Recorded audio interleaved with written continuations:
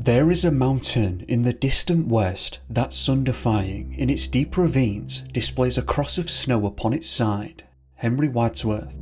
Mount of the Holy Cross piqued the interest of masses when it was first photographed in 1873 by W.H. Jackson. The mountain attracted those wishing to pray from all over the United States, and it gained so much visitation that in 1929 it was declared a national monument. These days though, it is mostly climbers and hikers who visit the site, and because the number of visitors dwindled over the years, the mountain lost its monument status in 1950. This mountain has also become somewhat famous for the disappearances that have taken place on it, which we're going to get into in this video. The mountain itself is actually surrounded by a lot of folklore too, and at the centre of that are disappearances and people passing away unexpectedly.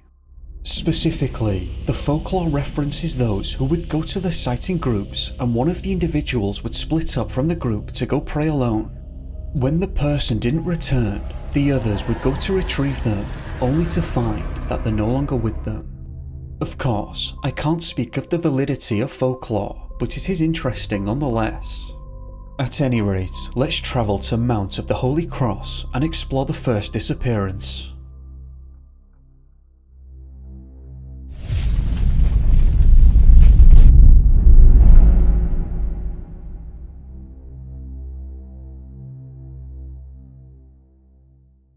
To begin, let's talk about James Nelson. James was 31 years old when he disappeared from Mount of the Holy Cross, located near Vale.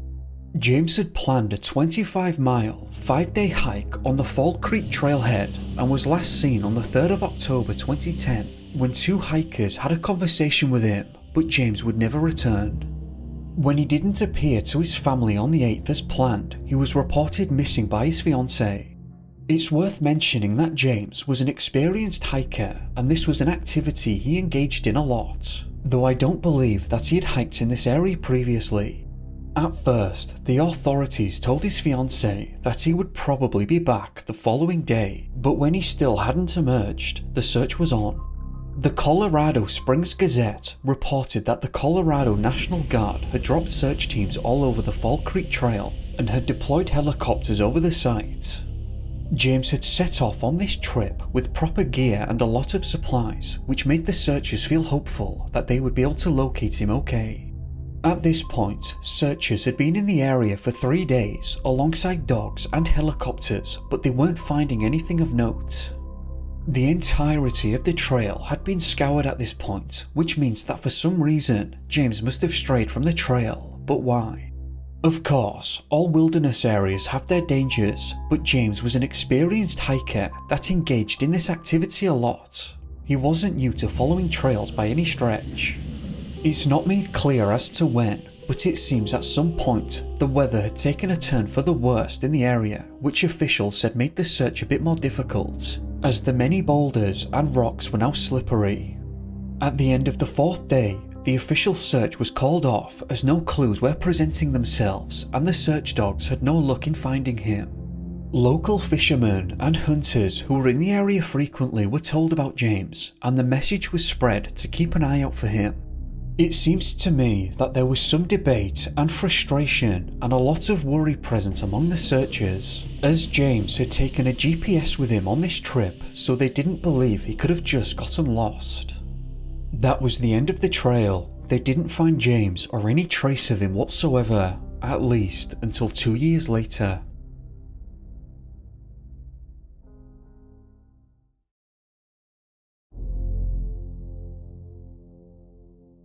On the 25th of May 2012, a person that was scouting for campsites near Holy Cross City came across one that had been seemingly abandoned. This unnamed man found the top of a skull and reported the finding to the authorities. The authorities once more descended on the area looking for clues, and a cadaver dog this time managed to find James's jaw. The authorities also found a journal left behind by James that seems to indicate that he started to feel a bit sickly during his trip. The authorities reasoned that he may have been suffering from altitude sickness. It was then noted that his camera, GPS and camp stove were missing. The finding of the remains reminds me what was found in Jared Atadero's disappearance, reported by David Polides and Jared's father in David's first Missing 411 documentary. That's the end of the information flow on James, and the authorities couldn't determine a cause of passing, and it's not clear where the rest of his remains ended up. In the end, it's not really understood what happened to James Nelson.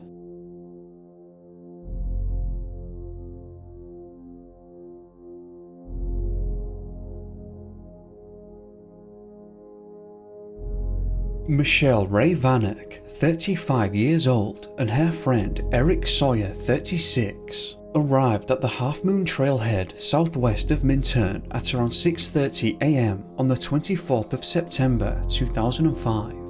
Eric was an incredibly experienced hiker who had ascended 38 of Colorado's 53 14ers. After this incident took place, Eric said that he had a bad feeling about that day, and you'll come to see why. Firstly, Eric had forgotten his lunch and water purifier in the car, and almost immediately after starting their hike, they had started on the wrong trail. Their initial plan was to hike the relatively easy Northridge route, but they had gone up the more difficult Halo route. Despite the mistakes, the two were enjoying their hiking session for the most part, and after realising their mistakes, they decided to continue on, as turning back meant that they wouldn't have been able to reach the summit. 7 hours after starting, Michelle had run out of water and Eric's supply was starting to run low too. Minutes later, the pair were very close to the summit, being around 400 yards away. Michelle stopped in her tracks and told Eric that she couldn't go on and needed a break, but insisted that Eric should continue on to the summit. Eric did stop with her and said that they could turn back now, but Michelle urged him to continue on, as I can only imagine she may have felt as if she was ruining his goals, or the day in general. Eric told her to wait where she was, or to walk the short distance towards the East Cross Creek Trail where he would meet her. Around 10 minutes or so had passed and Eric arrived at the summit at 1:42 p.m. that day. The Denver Post reported this. On the summit, Eric called his wife to say that they were running late. According to witnesses, Bill and Julia Taylor, who were also present at the summit, he was only there for around 5 minutes. He seemed rushed because he had to get back to his hiking partner, Julia said. Sawyer and the Taylors exchanged typical pleasantries and snapped each other's pictures before he headed down. A short time later, they heard Sawyer yelling what they thought were calls for help, but were actually his shouts of Michelle. There was around a 25-minute time period between Eric leaving for the summit and returning back down to Michelle. This feels odd to me because Michelle said that she can't go any further and needed to take a break. It's weird that she would say something like that and then just wander off and start hiking again. Eric and the Taylors were all shouting for Michelle and searching around the immediate area, but they couldn't locate her and she never replied to any of their calls. Eric rushed to the East Cross Creek Trail, but she wasn't there, and I actually get the impression that Eric himself was surprised that she had decided to move, given that he was shouting for her almost immediately. The following day would see more than 100 searchers on the scene, and they fanned out looking for Michelle. The Colorado Springs Gazette reported this on the 30th of September 2005. Rescuers found no sign of a missing 35-year-old woman during a search Thursday of areas near the Mount of the Holy Cross that were previously unreachable because of bad weather. The sheriff's office said its investigation continues, but said there is nothing suspicious to indicate that Eric was involved. This was coupled with Michelle's husband Ben, who also echoed that he did not believe for a moment that Eric had anything to do with their disappearance, though he did lament his decision to leave her behind. Over the course of 7 days, over 700 searchers descended on the very area that Michelle had disappeared from. Search dog teams scoured the location looking for a scent, while around 5 helicopters, at least one equipped with thermal imaging technology, were up in the air at all times.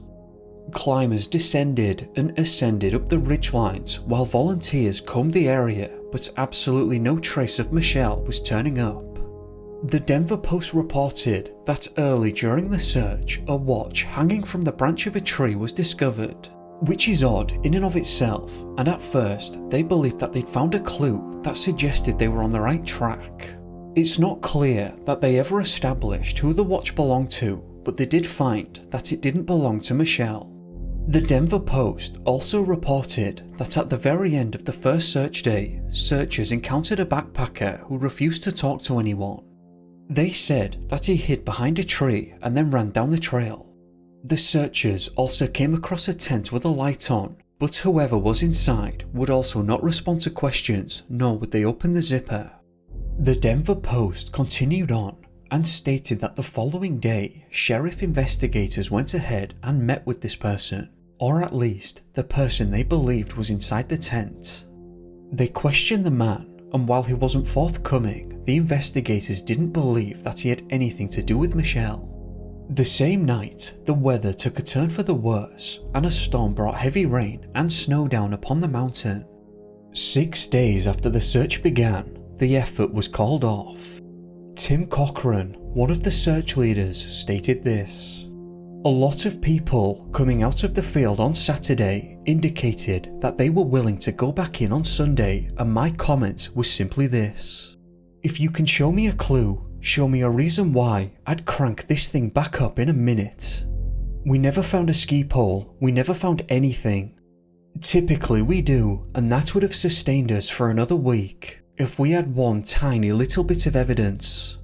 It's a true mystery. Typically by now we have some sort of clue or evidence indicating a direction of travel, where someone might have taken shelter, but we don't."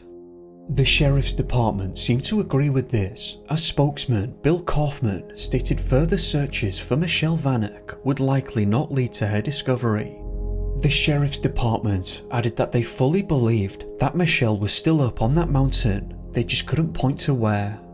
Reported 7 years after her disappearance, I found this final piece in the Colorado Springs in August of 2012.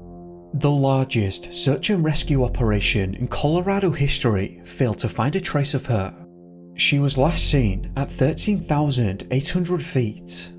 That's just boulder after boulder, some the size of a house. So Michelle disappeared without a trace at a high altitude in a boulder field.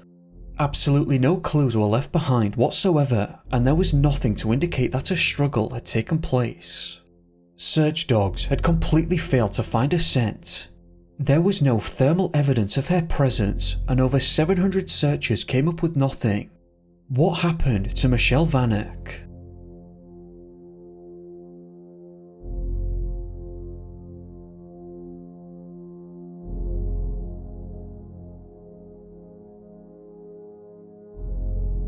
On the morning of the 8th of August 1994, 21-year-old Christian Burke told his roommates that he was going on a solo hike in the Mount of the Holy Cross Wilderness area.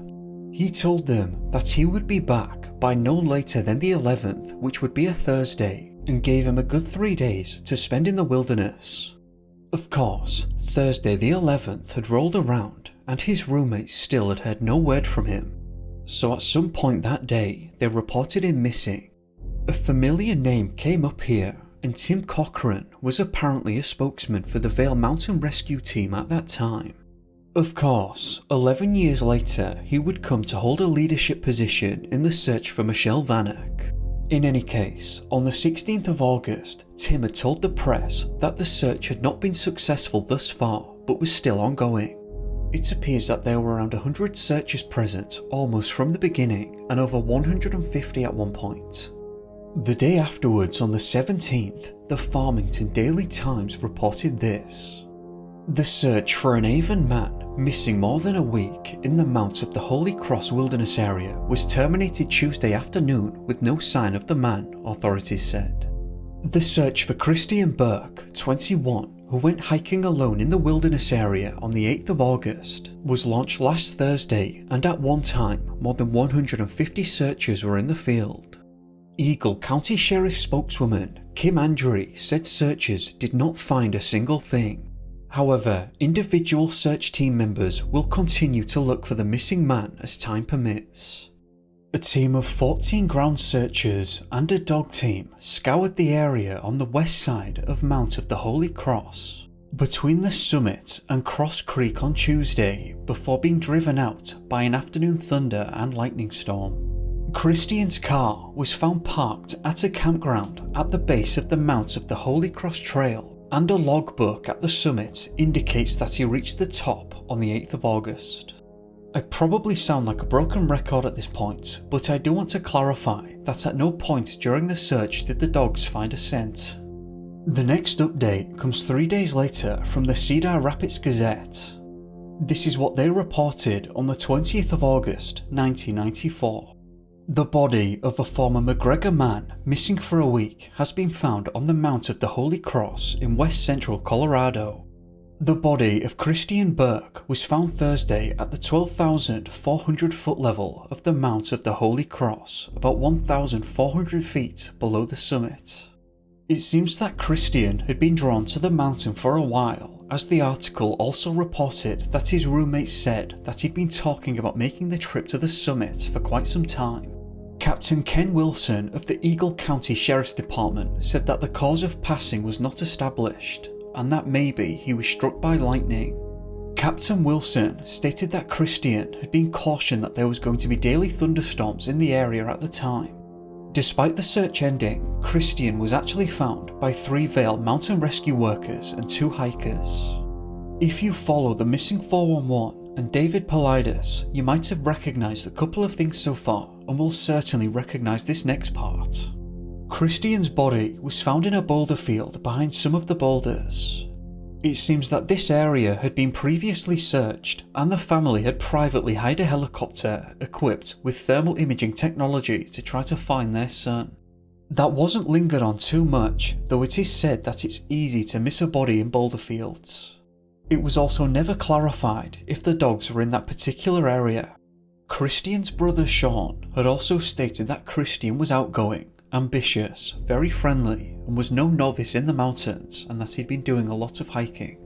There was one major oddity here, and that was the fact that a cause of passing wasn't established for Christian, and the sheriff thought that maybe he'd been hit by lightning. There's a 1 in 700,000 chance of that happening, so obviously that is generally very unlikely. The way it was discussed, it seems that the only evidence to point in that direction was the fact that there was bad weather in the form of thunderstorms during his ascent. It's normally apparent if a fall has taken place for obvious reasons, so it doesn't appear that was the case here, and there were no injuries mentioned to point in that direction. Also important to note here is that there was no mention of a struggle or any kind of third-party involvement. If one is to pass away as a result of a lightning strike, it is normally because of cardiac or respiratory arrest, or both. Other common injuries seem to include muscle pain, broken bones, confusion, hearing loss, seizures, burns, behaviour changes, and ocular cataracts. The obvious things that could point to that conclusion here would be burns, broken bones, and cataracts. It's tough to really know what they meant there when they said that they weren't sure why he'd passed away, but he might have been hit by lightning. It would have been interesting to know if any or a number of those indicators had been present. This incident could potentially match the missing 411 criteria.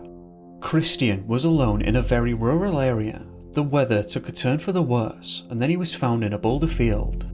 There didn't seem to be an obvious cause of passing, at least from the information we have present.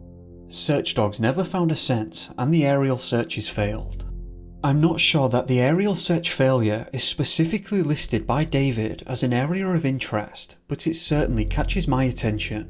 Especially when thermal imaging technology is involved, coupled with search dog failures. It's also worth mentioning that professional search and rescue personnel speak very highly of the aerial component of the search specific to helicopters. Unfortunately and unsurprisingly, it doesn't look like the data is collected anywhere of successful search and rescue performed by helicopters. One would imagine that the number would be fairly high since they are heavily relied upon and have been used in a search and rescue capacity almost since their inception. Anyway, it's unfortunate, but that's where the paper trail ended for Christian, and it's not clear what exactly happened to him that day. This next incident reminds me of Michelle's disappearance in some ways, but thankfully had a different outcome. On the 29th of July, 1997, the Sedalia Democrat reported about a lady named Kathleen Kinderfather who had gone missing on Mount of the Holy Cross. At the time, Kathleen was 67 years old and was in great shape for her age as she hiked a lot. Kathleen didn't actually go missing on the 29th, but rather the 26th. The press only seemed to have caught wind of it the 3 days afterwards.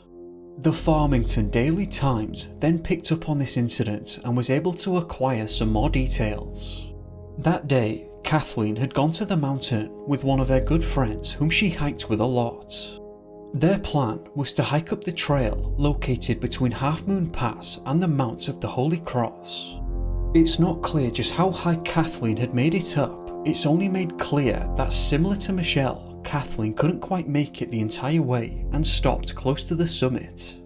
Her friend stopped with her, but again, similar to Michelle, she encouraged the friend to continue on. I can only imagine that both Michelle and Kathleen thought that they were ruining the trip for their friends. I'm a firm believer that splitting up in situations like these is a major mistake, and if you ever find yourself in this situation, I would urge you not to split up. In any case, the friend did continue on and made it to the summit. The friend wasn't at the summit for long before coming back down to return to Kathleen. Now, similar to Michelle, the friend just couldn't find Kathleen again. She came right back to the spot she'd left her, but Kathleen wasn't present. The friend made the route around the immediate area and was calling out for Kathleen, but there was no response. Not only had Kathleen disappeared, but now there was about to be another disaster too. The pair had planned to camp in this area, and now it was getting dark and the friend couldn't make it out of the area to get help. I can't imagine the friend slept much that night, but did wait at the camp hoping that Kathleen would return. Early the following morning, and in a panic, which can also be dangerous at a time like this when still in potentially dangerous territory, the friend sped to the nearest Forest Service office, but it was closed, which delayed the organisation of the search. The friend was finally able to get a hold of the authorities, who then estimated that the search was delayed by around a day because of the circumstances. The authorities took dogs to Kathleen's last known location, but it doesn't appear that they could locate a scent. Alongside the dogs, they had 57 professional search and rescuers at the spot she had disappeared from, as well as National Guard helicopters. During the search, heavy rain and fog hit the area, making it all the more difficult for the searchers. The search grew in size over a period of 4 days and nights, but because they couldn't locate a single clue as to where she'd gone, they started to scale it down. Kim Andre was the public information officer for the Eagle County Sheriff, and she said that they are going to look at what they might have missed in the high probability area before deciding what to do next. The search is focused on a 7 square mile area between the Half Moon Pass Trail and the Mount of the Holy Cross. Kathleen was found on the 30th of July 1997, and the Alamogordo Daily News had this to say: Eagle, Colorado.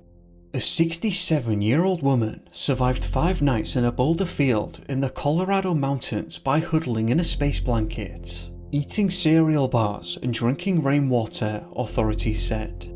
Tim Cochrane said that it's an epic story and that he'd never seen anything like it in 20 years. It doesn't appear that searchers thought that they would find her in a stable condition at this point. She was seen by a physician at the hospital, but that evaluation wasn't discussed, unfortunately. The medical center public information officer only said that she had suffered from dehydration and that while she was awake and alert, she was very weak. This article states that the dog teams eventually pointed searchers to an area near Cross Creek drainage, but Kathleen wasn't there. It was an army helicopter that spotted her red Parker in the boulder field. It's not clear why the dogs had picked up a scent at the creek drainage because Kathleen wasn't to be found there.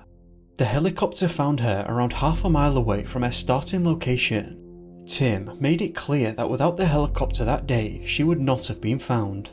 So I can only take that as though the dogs weren't close to her. Kathleen stated that she wasn't sure how she got lost, but tripped and fell into a boulder field.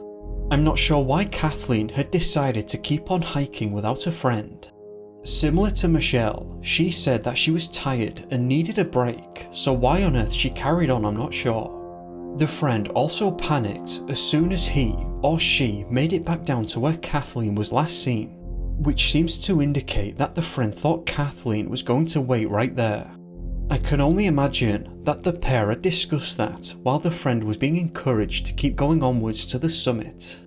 Ultimately, I'm just glad that Kathleen was found in good condition in the end, because that easily couldn't have been the case and wouldn't have been if it wasn't for the pilot of that helicopter. Not to repeat myself too much, but a lot of these disappearances that I find generally come after people split up and are alone. Decisions and mistakes are made that could have been completely avoided had the pair or group stayed together. So again, I know that I have a lot of viewers that love to hike and it's very healthy, so it'd be great if more people did it.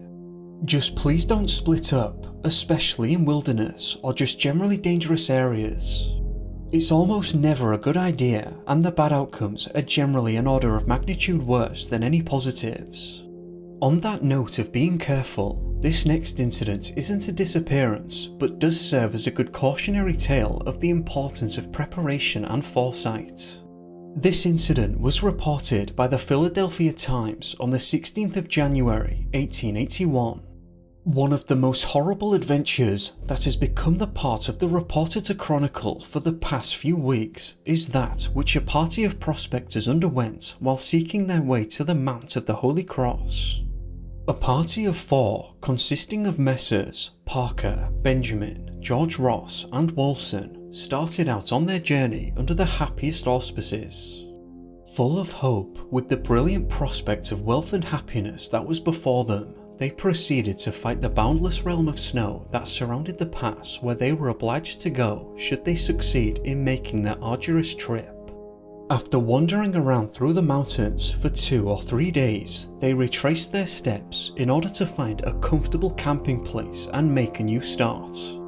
They soon refreshed themselves and started out anew on their perilous journey. When about halfway up the mountainside, they encountered a sudden, heavy snowstorm which lasted for some time. Full of pluck and courage, they defied the stormy elements and pursued their way bravely forward. The snow was falling so thick and fast that it was utterly impossible for them to find their way. The wind blew with such terrible and unrelenting ferocity that while seeking shelter in the woods, they became alarmed, and in order to prevent any possible harm, they cut down the trees in the immediate vicinity of their camping grounds, fearing that the powerful winds would cause the trees to come crashing down. They cut every one of the trees down in a distance of 40 feet. The weary and unfortunate men could hear the ominous and terrible growling of the mountain lions around their campfire at night, as if seeking shelter and protection of man during that fearful period. In the evening, the baying of elk and the bleating of the mountain sheep could be plainly heard in the dim distance, as if they were also seeking the men's protection. For 3 days and 3 nights, the storm continued with unabating fury, and during the daytime, the men, driven to desperation through contemplation of the horrible fate that was presented to them, strove in vain to find their way out of the terrible dilemma in which they were placed by the action of the elements.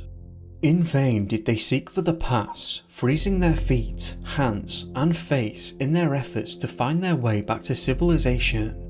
Destiny, however, fated the men to remain camped upon the bleak and barren sides of the mountain, surrounded by an everlasting, endless mass of snow.